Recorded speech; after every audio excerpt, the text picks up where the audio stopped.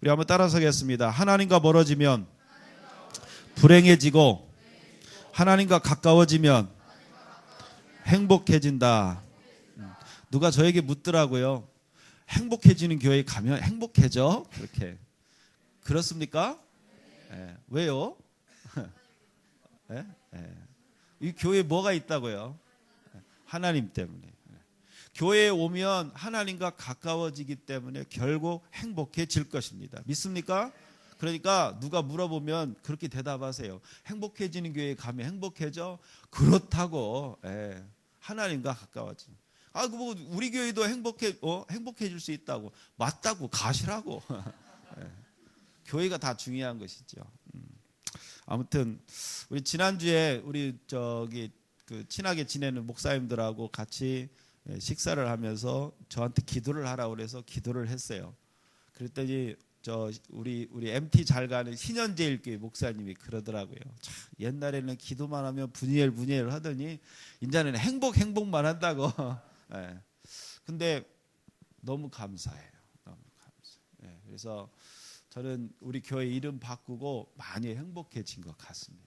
네. 여러분도 정말 주님을 더 의지하고 신뢰하면 아마 여러분들의 인생이 더 행복해질 거라고 믿습니다. 자, 오늘은 하나님의 일을 먼저 생각하라 말씀을 전하겠습니다. 마태복음 16장 20절에서 21절 말씀 읽겠습니다.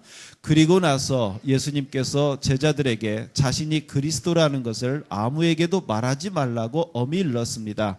그때부터 예수님께서는 자신이 예루살렘에 반드시 가야만 하며 거기서 장로들과 대제사장 그리고 율법학자들에게 고난을 받아 결국엔 죽임을 당하지만 3일째 되는 날에 다시 살아나실 것을 제자들에게 설명하기 시작하셨습니다. 아멘. 여기 20절에 그리고 나서, 이 그리고 나서라는 말은 무슨 뜻이냐면 한 몇 달 전에 설교했던 내용인데 예수님이 물으셨어요. 제자들에게 너희는 나를 누구라고 생각하느냐? 그러자 베드로가 주는 그리스도시요 살아계신 하나님의 아들입니다. 이렇게 대답을 해요. 그러자 예수님이 기뻐하면서 야, 너는 베드로다. 바위다. 그러면서 네 위에 교회를 세우겠다. 그리고 너와 같은 고백을 하는 사람에게 천국의 열쇠를 주겠다. 하나님이 그렇게 약속을 하셔요. 우리 예수님께서 그렇게 약속하시고 난 후에 벌어진 말씀이 오늘 이 말씀입니다.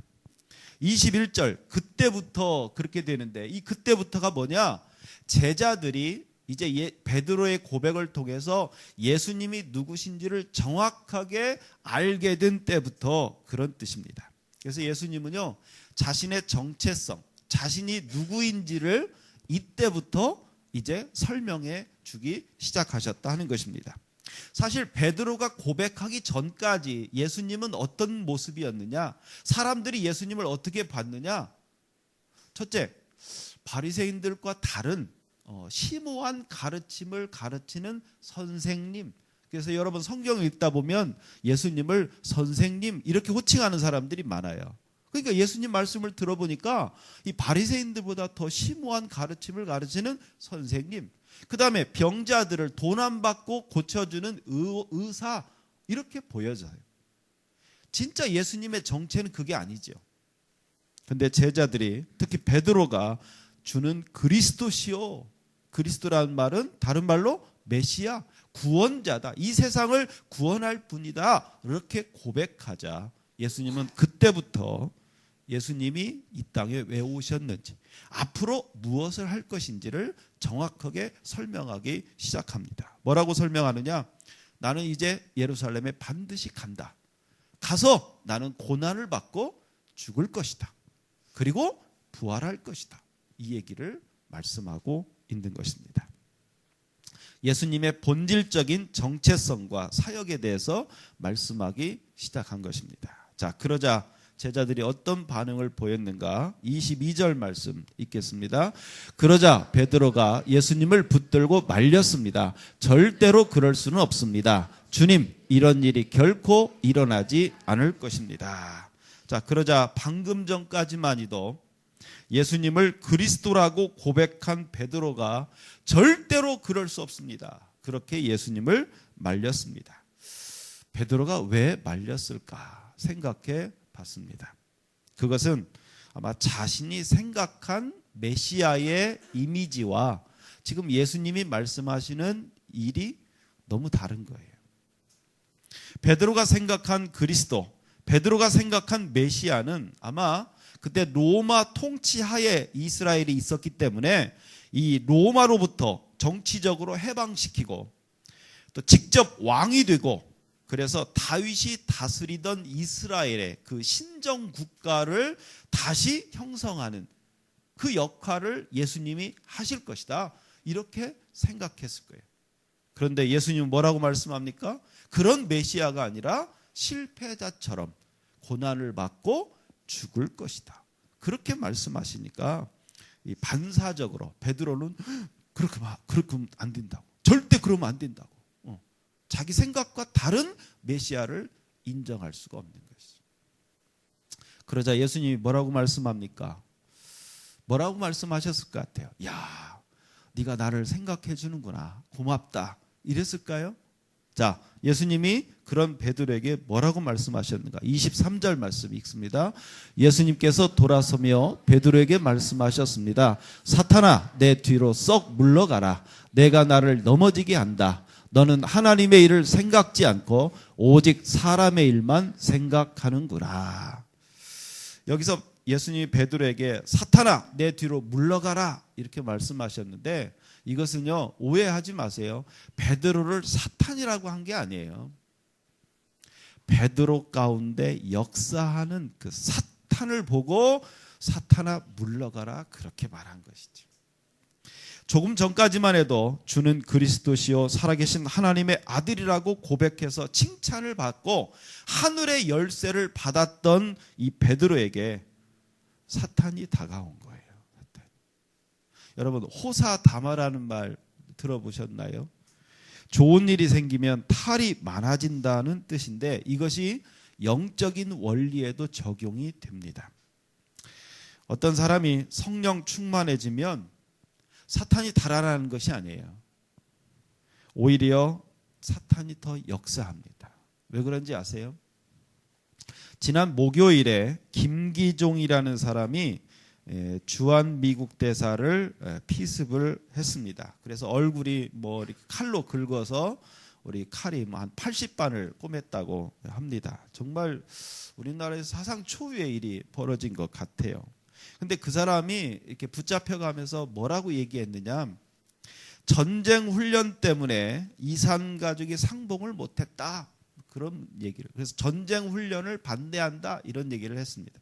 그게 무슨 얘기냐면, 이제 해마다 키 리졸브 훈련이라고 해서 한국군과 미국군이 같이 이제 훈련을 하는 거예요. 근데 사실은 이게 이제 전쟁 훈련인 거죠. 만약에 북한이 쳐들어온다, 그러면 전시 작전권을 우리나라 갖고 있는 게 아니에요. 우리나라는 그 작전권이 없고 미국이 갖고 있어요. 그러니까 미국이 주도하에 이제 전쟁을 치르는 연습을 하는 건데, 그걸 하면 어떻게 되느냐? 북한이 위협을 받습니다. 위협을 받기 때문에 이제 이산 가족 상봉을 반대하는 상황이 되는 거예요. 근데 그 탓을 이제 전쟁 훈련, 미국 탓이다. 그래서 이제 흔히 말하는 이렇게 종북 세력의 그런 발언을 하게 된 것입니다. 바로 이런 것과 똑같습니다. 한쪽이 강해지면 다른 한쪽은 위협을 받으면서 더 약화되는 게 아니라 더 강하게 반발을 하게 되는 거예요. 사탄도 마찬가지입니다. 자기 종노릇을 하던 사람이 성령님과 가까워지고 하나님과 가까워지면 사탄은 어떻게 하겠습니까? 우리 하나님도 질투의 하나님이지만 사탄은 질투를 더 많이 합니다. 그래서 하나님과 우리 성도들 사이에 이간질을 하는 거예요. 어떻게? 우리 성도들의 마음속에 들어오는 거예요. 그래서 이간질을 시키는 것입니다. 지금 베드로도요, 바로 베드로가 얘기하는 게 아니에요. 사탄이 그렇게 예수님의 길을 막도록 했다는 거예요. 예수님은 그걸 보고 사탄아 물러가라, 그렇게 말씀하신 것입니다. 이렇게 사탄에게 이용을 당했던 베드로가 나중에 깨닫고 뭐라고 얘기했는지 아십니까? 베드로전서 5장 8절에서 10절 말씀 읽겠습니다. 마음을 강하게 하고 늘 주의하십시오. 원수 마귀가 배고파 으르렁거리는 사자처럼 먹이를 찾아 돌아다니고 있습니다. 마귀에게 지지 말고 믿음에 굳게 서 있기 바랍니다. 온 세상의 모든 성도들도 여러분과 같은 고난을 겪고 있습니다. 힘든 고난은 잠시 동안입니다. 이후에 하나님께서는 모든 것을 바르게 세우실 것입니다.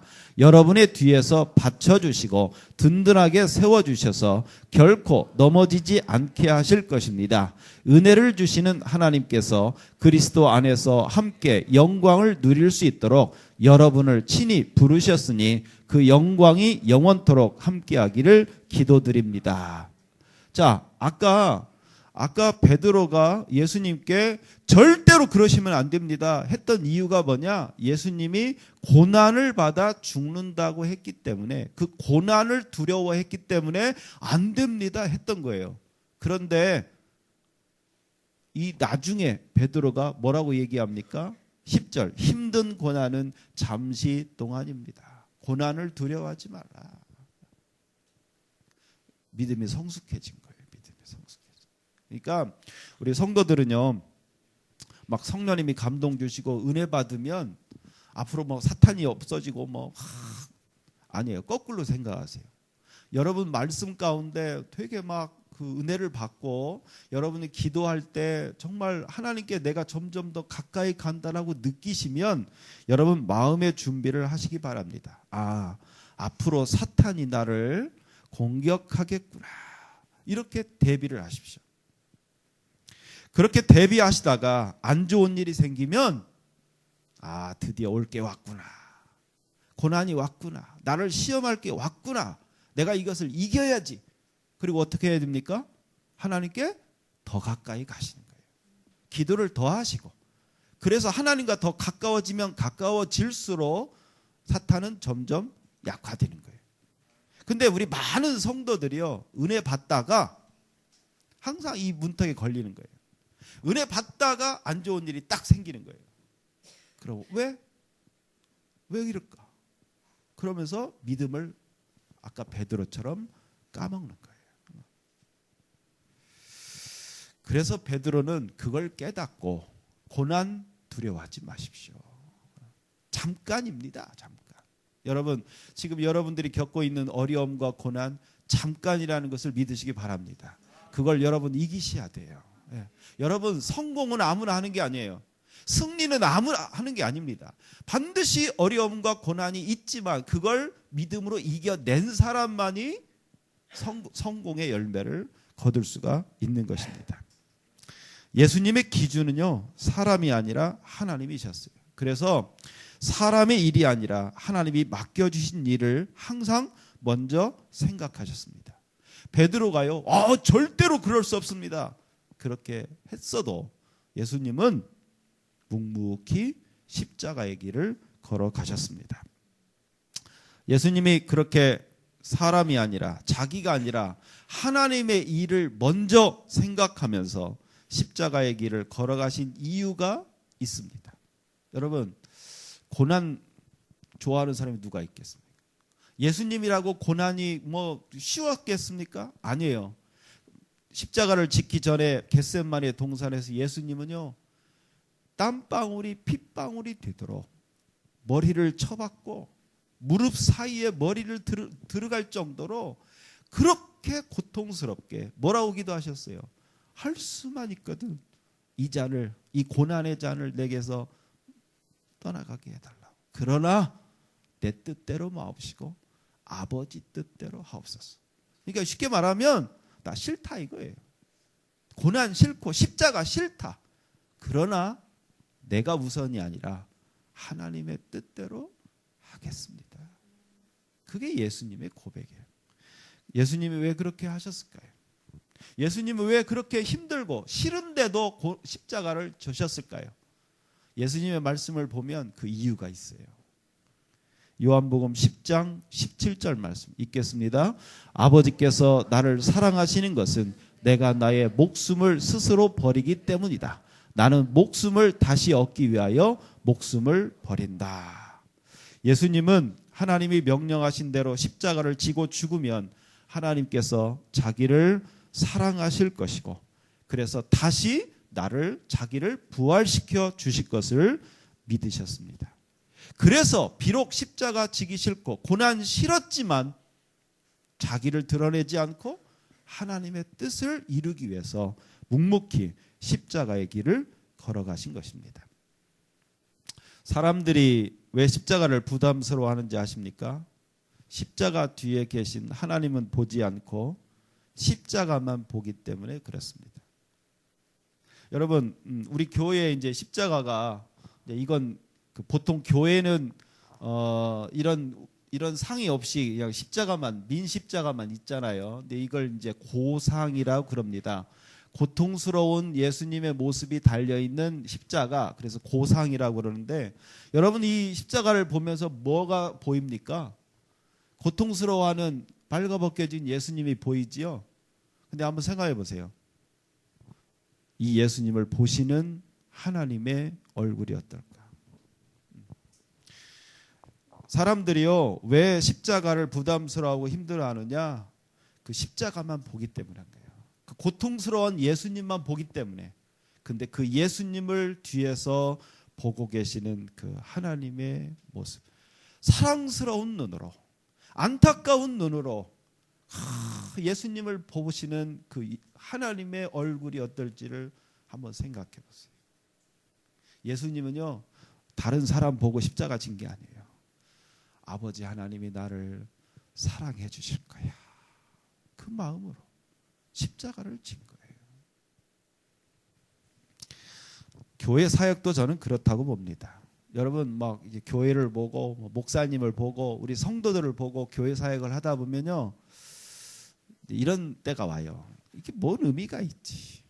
사람들 별로 그렇게 좋아하는 것 같지도 않고, 그러다 보면 별로 사역이 재미가 없고 하고 싶지 않을 때가 있어요. 근데 이게 초점이 잘못돼서 그렇습니다. 교회 사역 누구를 보고 해야 됩니까? 오늘 예수님처럼, 그래, 하나님이 나를 사랑하실 거야, 그 하나님을 보고 하는 거예요. 하나님. 그런 사람은요, 사람들이, 성도들이 안 알아줘도 괜찮아요. 하나님은 다 나를 보고 계시고 나를 사랑하시고 나를 기뻐하실 것을 믿기 때문에. 믿습니까? 지금 우리 교회 사역하는 분들, 여러분 기억하십시오. 하나님이 여러분들을 보고 계시는 거예요. 그래서 예수님은요, 묵묵히 그 십자가의 길을 걸어가는 거예요. 자, 예수님이 십자가 달려 돌아가실 때 제자들이 어떻게 했습니까? 다 도망갔어요. 도망갔어요. 예수님은 혼자 이 고난을 당하셨어요. 그러나 혼자가 아니었어요. 아마 하나님이 나를 사랑하실 거야, 그 확신이 있었기 때문에. 그렇기 때문에 예수님은요, 제자들에게 뭐라고 말씀하시느냐? 24절 25절 말씀 읽습니다. 그때 예수님께서 제자들에게 말씀하셨습니다. 만일 누구든지 나를 따라오려면 자기를 부정하고 자기 십자가를 지고 나를 따르라. 누구든지 자기 목숨을 건지려고 하는 사람은 잃을 것이다. 그러나 누구든지 나를 위하여 자기 목숨을 잃는 사람은 얻을 것이다. 예수님은 제자들에게 십자가는 내가 다 졌으니까 그냥 너는 나를만 믿고만 와, 그렇게 말씀하지 않으셨어요. 왜 그러셨을까요? 왜? 내가 고생했으니까 너도 고생해. 마치 시어머니가 며느리한테 나도 고생했으니까 너도 고생해, 이런 의미일까요? 예수님은 왜 제자들에게 자기 십자가를 지라고 하셨을까요? 왜 그랬을까요? 하나님이 맡기신 십자가를 지고 내가 하나님께 사랑을 받았으니까 너도 네 십자가를 지고 하나님께 사랑을 받아라. 저주받은 이 세상 살기 얼마나 힘듭니까? 저는 우리 성도님들을 볼 때마다 그런 생각이 듭니다. 그냥 일주일 동안 세상에서 너무 힘들었으니까 교회 와서 아무것도 안 하고 편하게 은혜만 받으면 좋겠다. 저는 그렇게 하고 싶어요. 그러나 하나님은 자기를 위해 십자가를 지는 사람을 더 사랑하십니다. 그러니까 저는 우리 성도님들이 하나님의 그 귀한 사랑을 받으셨으면 좋겠어요. 예수님도 그런 마음으로 나를 따라오려거든 자기 십자가를 지어라 그러셨던 거예요. 우리를 고생시키고 우리를 힘들게 하려고 하는 뜻이 아니라 하나님의 사랑을 받게 하시려는 거예요. 그러니까 인간적으로 십자가를 보면 고난이고 고생해요. 그러나 영적으로 보면 십자가는 뭡니까? 하나님의 사랑을 받는 절호의 찬스가 되는 것입니다. 요즘 우리 현우가 조이랜드 아이들이 말을 안 들어서 아주 힘들어 죽겠대요. 그래서 제가 그 얘기를 가만히 듣고 있다가 우리 현우한테 제가 뭐라고 했는지 아세요? 네가 그랬다. 네가 그랬다. 아니나 다를까 우리 안윤아 전사님한테 현우가 그러더래요. 옛날 우리 조이랜드 선생님 할 때 힘들었겠다고. 안윤아 전사 그 얘기를 하면서 현우가 많이 컸다고. 사람은 그런 것 같아요. 그 입장이 돼봐야 알아요. 교사를 해봐야 교사의 입장을 알아요. 자식들도 부모가 돼봐야 그 입장을 알아요. 그래서 저는 우리 현우가 좀 이렇게 지 엄마를 속상하게 할 때 저는 우리 현우를 축복합니다. 뭐라고 축복하는지 아세요? 꼭 너 같은 새끼 낳아라. 그래 보면 알아요. 그런데 감사하게도 우리 현우가 그렇게 힘들다고 하면서도 조이랜드 안 하겠다고 안 하고 자기 십자가로 알고 사역하는 모습이 저는 얼마나 사랑스러운지 모르겠어요. 아마 주님은 더 우리 현우를 사랑하시고 그 사랑의 선물을 주실 거라고 저는 믿습니다. 지금 여러 가지 삶의 문제들 여러분 있으시죠? 우리 신앙생활을 하다 보면 우선순위가 잘 되지 않는 분들이 있어요. 우리 신앙생활 하다 보면 이런 분들이 있습니다. 일단 내 문제부터 해결하고 내가 좀 안정을 찾고 내가 주님 섬기겠습니다. 내가 십자가 지겠습니다. 돈 좀 벌어놓고 그때부터 내가 주님 섬기겠습니다. 이런 분들이 있어요. 먼저 자기가 뭐가 된 다음에 내가 주님을 위해서 하겠다. 이런 분들. 아닙니다. 순서가 틀렸어요. 먼저 주님을 사랑하고 먼저 십자가를 지셔야 됩니다. 왜 그런지 아십니까? 그럴 때 주님이 그 사람을 사랑하시고 그 사람을 사랑하는 주님께서 그 사람의 문제들을 해결해 주시고 그의 인생이 술술 풀리기 때문에 자기 능력으로 사는 사람은요 그렇게 말해도 돼요. 내 문제 내가 다 해결하고 그 다음에 내가 하나님 도와주겠습니다. 이럴 수 있어요. 근데 그럴 사람은 하나님 믿을 필요도 없어요. 자기가 알아서 사는 거니까. 우리는 왜 하나님을 믿습니까? 우리는 연약하고 부족하기 때문에 내 힘으로 살 수 없기 때문에 내가 하나님의 도움을 받아야 돼요. 그렇기 때문에 하나님 도움 없이는 내가 안정을 찾을 수가 없는 거예요. 하나님 도움 없이는 내가 여유를 찾을 수가 없는 거예요. 그럼 어느 세월에 내가 먼저 안정을 찾고 하나님을 위해서 헌신하겠습니까? 없는 거죠. 우선순위가 바뀌셔야 돼요. 우선순위가. 예. 먼저 내가 하나님께 헌신하는 거예요. 하나님을 사랑하는 거예요. 예수님처럼 내가 먼저 십자가를 지었을 때 우리 아버지 하나님이 나를 사랑하는 거예요. 이게 우선순위입니다. 사랑하는 성도 여러분, 저는 인간적으로 그랬으면 좋겠어요. 좀 편하게 아무것도 하지 말라고. 근데요, 진짜 한번 생각해 보세요. 내가 먼저 하나님 일을 해야 하나님이 내 일을 해주시는 거예요. 그렇기 때문에 하나님께서 나에게 말씀하시는 것이 무엇인지를 깨닫고 내가 성령님대로 감동대로 살아가는 것, 그것이 우리의 복된 인생이 되는 것입니다. 저에게 이렇게 말하는 분들이 있습니다. 아니 다른 데도 많은데 왜 그렇게 서울신대만 올라가려고 하느냐. 근데 저는요, 주님이 저에게 주신 서울신대 비전을 믿고 오직 이 비전을 이루어드리는 일만 할 것입니다. 왜 그런지 아십니까? 뭐 큰 교회가 되면 좋아서 아니에요. 저는 하나님이 저를 그래야 사랑할 것 같아요. 그래, 네가 내 말을 믿고 따르는구나.